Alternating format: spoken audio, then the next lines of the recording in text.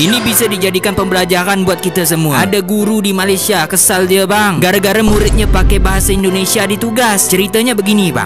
Dengarkan baik-baik bang. Kalau abang nak makan, tahan dulu. Kalau abang nak pusreng, nanti dulu. Abang kalau lagi di perjalanan, menepi dulu bang. Tapi saya lagi di pesawat bang.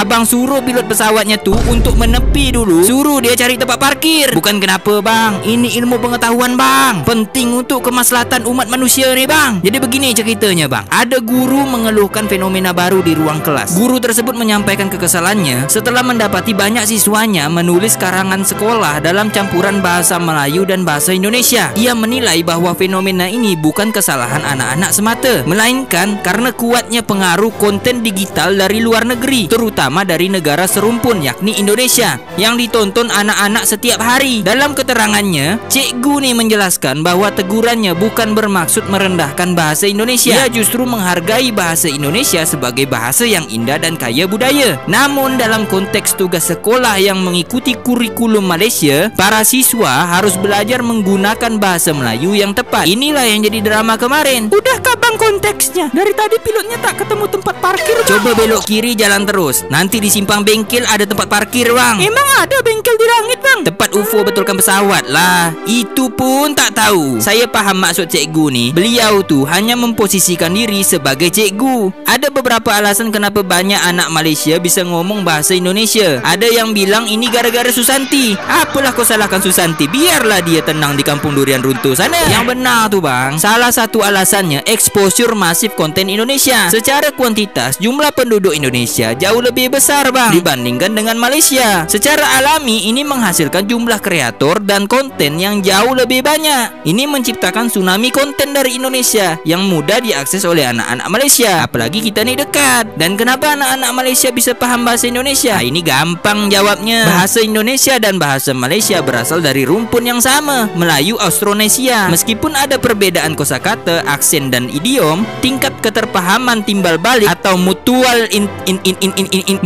intelligibility susah benarnya buat abang-abang baca seorang lah, sangat tinggi. Seorang anak Malaysia bisa mengerti 80% sampai 90% konten percakapan YouTuber atau TikToker Indonesia tanpa perlu subtitle. Secara teori kultivasi, anak-anak Malaysia yang terus-menerus mengkonsumsi konten Indonesia secara tidak sadar terkultivasi untuk melihat kosakata dan gaya bahasa Indonesia sebagai hal yang normal, umum, dan bahkan mungkin lebih relevan dalam dunia mereka. Bagi mereka, bahasa tersebut bukanlah bahasa asing, melainkan variasi bahasa yang mereka temui setiap hari. Ini menjelaskan mengapa siswa tersebut mungkin tidak merasa salah saat menggunakan istilah Indonesia. Baginya itu adalah bagian dari leksikonnya. Inilah alasannya bang. Menurut saya sih mending dibimbing lagi anak-anak tuh. Kalau saya tengok ada potensi bilingual macam itu tuh. Kalau menurut kalian gimana bang? Bang, tempat parkirnya masih belum ketemu bang.